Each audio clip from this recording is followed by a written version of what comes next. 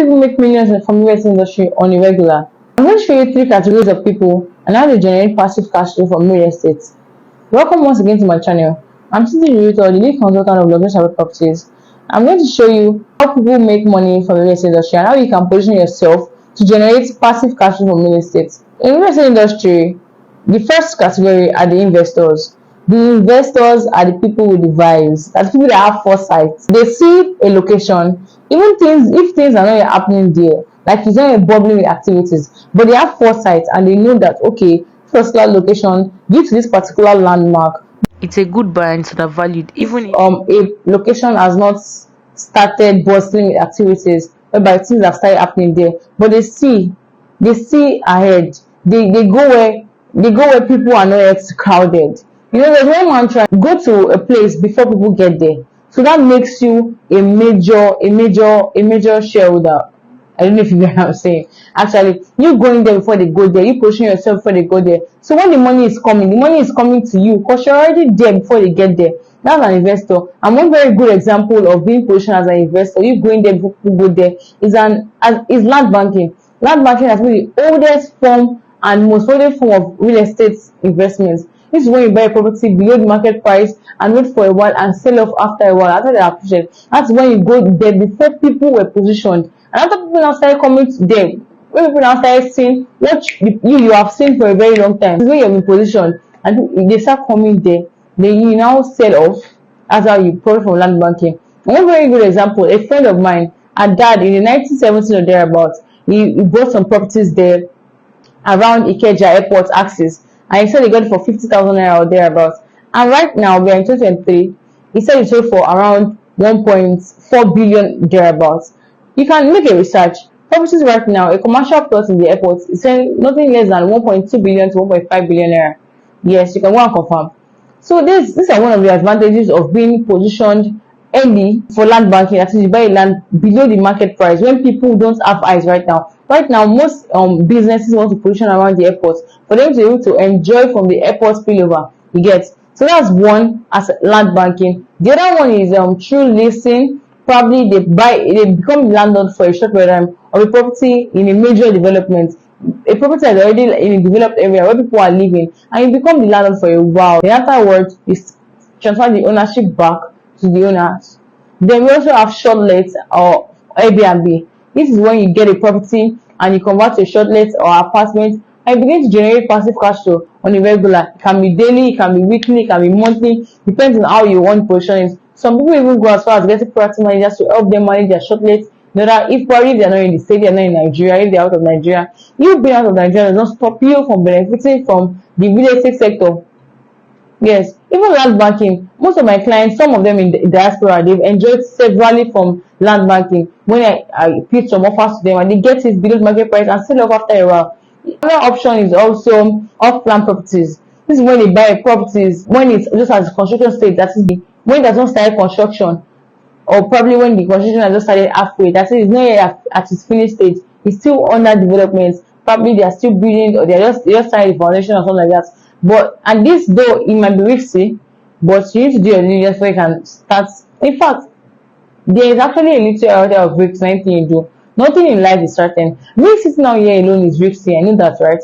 Because in as much as real estate is very good and is non-volatile compared to other stocks and others, but there's still a lot of risks. So in off-plan, the risk that can be there is if you don't probably do your due research. Anyway, this is just our first episode. I'm just trying to give an overview of the real estate market. And very soon, I'm going to be going deeper into each ways whereby you can generate passive cash flow and how you can position yourself, the mistakes there, what to look out for before you do them, and other things. And this is just for the investors. Also, the second category of people I mentioned earlier on are the developers. Yes, the developers are the odogus.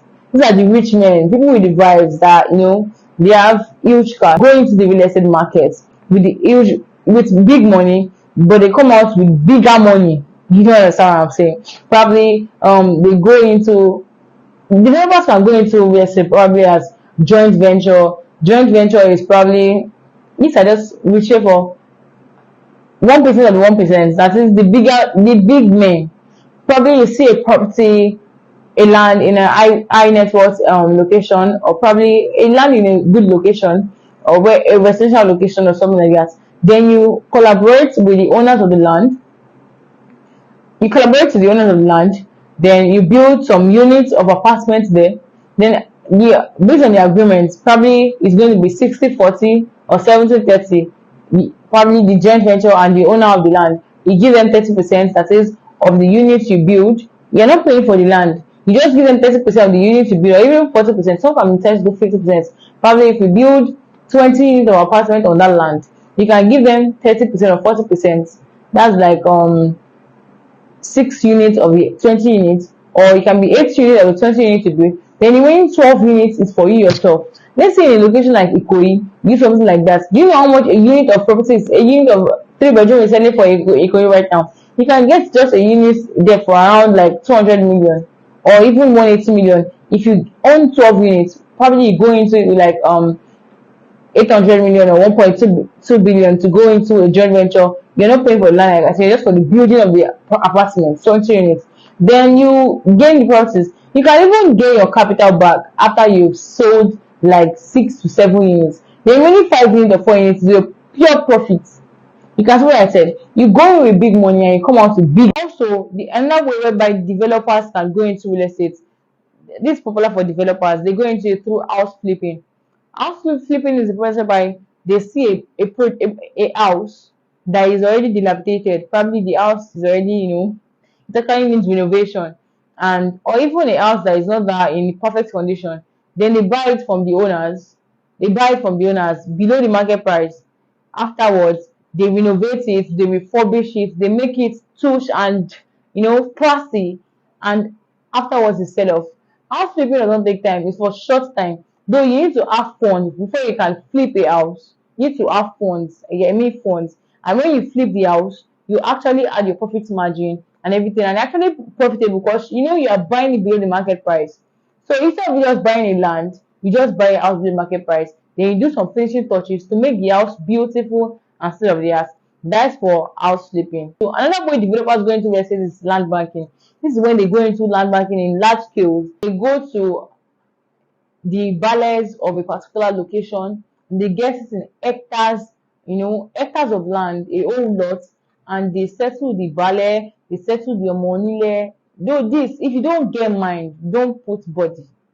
If you don't get mind, don't put body for this land banking for developers, because it might be so frustrating, and some people even go diabolical, even though it's so profitable and there's money in land banking for developers, but it can be so frustrating, and at some point some even like go diabolical. That is, let's say some people actually a family end up selling their property to you as a developer. You want to develop it and begin to sell, but someone in the family now begins to revolt and say, no, we didn't sell it to you, something is happening, something is going on, and they said, no, I don't want to get that price back after you pay them and you settle the ballet.